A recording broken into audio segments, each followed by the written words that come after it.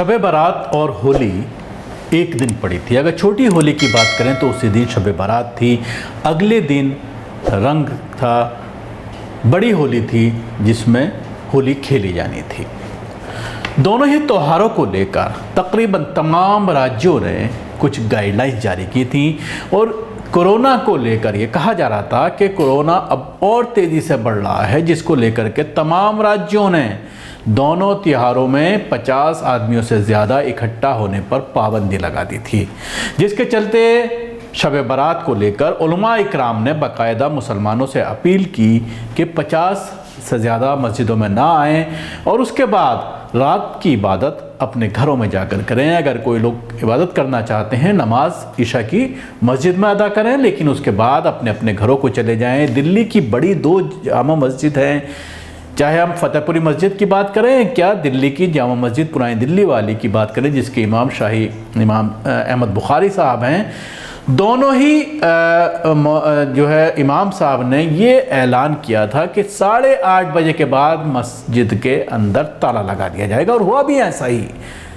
मुसलमानों ने पूरी तरह से इन गाइडलाइंस का पालन किया, क्योंकि देखने में ये आता है अगर कोई इस तरह की हरकत होती है, ख़ासतौर से शब बारात के मौके पर पुलिस के ज़रिए जिस तरह से पुलिस के ज़रिए चालान काटे जाते हैं। शब बारात में अक्सर ये देखा जाता है कि अगर भीड़ हुड़दंग करती है तो बाकायदा एक बड़ी स्टोरी तमाम चैनलों पर चलाई जाती है, उसको कवर किया जाता है। लेकिन पिछले 2 साल से, पिछली बार जिस तरह से लॉकडाउन लगा दिया गया था तो लोगों ने शब बारात अपने घरों में मनाई थी, अपने घरों में इबादत की थी। इस साल उम्मीद की जा रही थी कि शब बारात आम सालों की तरह मनाई जाएगी, लेकिन जिस तरह से जैसे जैसे रमज़ान करीब आ रहा है, शब बारात करीब आ रही है, तो बार बार इस पूरे मामले को लेकर गाइडलाइंस जारी की जा रही हैं, कोविड बढ़ रहा है और उसके बाद पाबंदियां लगाई जा रही हैं। लेकिन इसके साथ ही 2 तस्वीरें मैं आपको दिखाना चाहूँगा। उत्तर प्रदेश, जहाँ के मुख्यमंत्री योगी आदित्यनाथ हैं, वहाँ की 2 तस्वीरें सोशल मीडिया पर काफ़ी वायरल हो रही हैं और बड़े बड़े चैनल्स ने भी उन तस्वीरों को चलाया है कि किस तरह से उत्तर प्रदेश में भी कोरोना के केसेस बढ़ रहे हैं। सिर्फ राजधानी लखनऊ में 1700 से ज़्यादा केसेस कल सामने आए हैं मंगलवार को, और जिस तरह से होली मनाई गई, ख़ास तौर से मथुरा और प्रयागराज की 2 तस्वीरें ऐसी हैं जिनको देख करके आप दंग रह जाएंगे और आप समझ सकते हैं कि किस तरह से दोहरा रवैया अगर त्योहारों को लेकर प्रशासन के जरिए देखने में आया। उत्तर प्रदेश में तमाम मसाजिदों को यह कहा गया था कि आपको बंद रखना है शब बारात के मौके पर, और शायद इस गाइडलाइंस को रमज़ान के मौक़ों पर भी लागू किया जाए, क्योंकि अब रमज़ान का महीना आने वाला है, 13 दिन सिर्फ रमज़ान के बचे हैं। तो उसके बाद जिस तरह से लगातार कोरोना केसेस बढ़ रहे हैं, कोविड वैक्सीन आ गया है और कहा यह जा रहा था कि जब तक दवाई नहीं तब तक ढिलाई नहीं।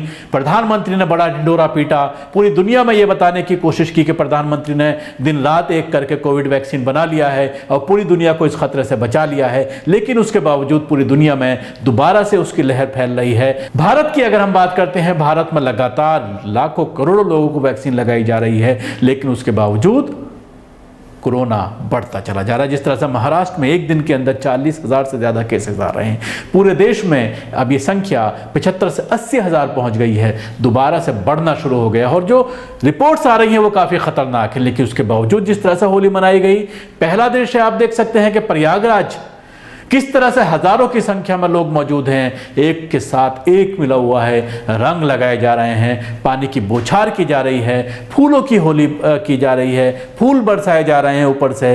बाकायदा सरकारी तौर पर वहाँ पर पैसा खर्च किया गया है, सरकार के ज़रिए इंतजाम किए गए हैं मंदिरों के अंदर फूल बरसाने की। जिस तरह से योगी आदित्यनाथ जब से उत्तर प्रदेश के मुख्यमंत्री बने हैं, ख़ास तौर से वो इस तरह की होलियों का आयोजन करते हैं। दूसरा दृश्य जो है वो मथुरा का है, जहाँ पर देवर भाभी होली खेली जाती है एक विशेष रूप से, और जिसमें हज़ारों संख्या में लोग इकट्ठा हुए हैं, इसमें आप देख सकते हैं।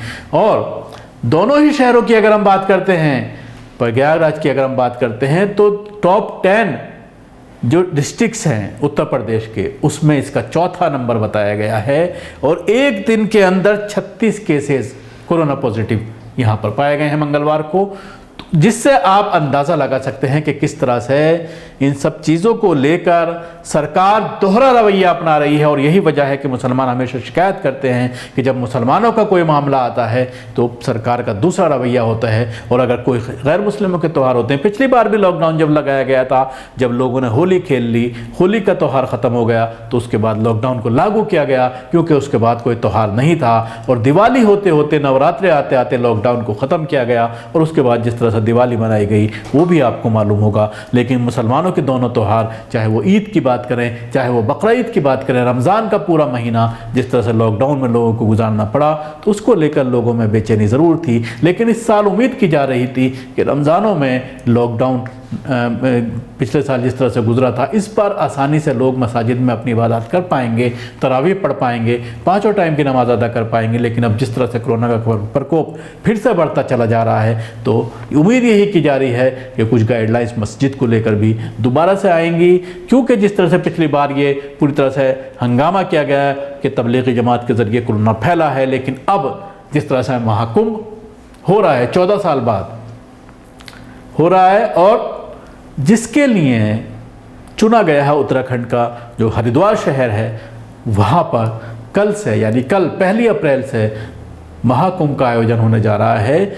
और सैकड़ों की संख्या में लोग कोरोना पॉजिटिव हो रहे हैं। एक आश्रम के अंदर सिर्फ 32 श्रद्धालु, एक आश्रम के अंदर 32 श्रद्धालु कोरोना पॉजिटिव पाए गए हैं। सबको बाहर निकाला गया है, सील कर दिया गया है आश्रम को।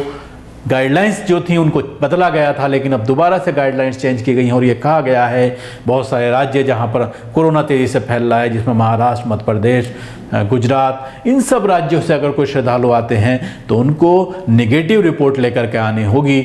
उसके बाद ही वो कुंभ के एरिए में, हरिद्वार में जो है उनको एंट्री मिल सकती है। लेकिन देखने वाली बात ये होगी कि कितना वहाँ पर प्रशासन चुस्त दुरुस्त है, कितने बैरिकेड्स बनाए गए हैं, एंट्री पॉइंट में किस तरह की चेकिंग है।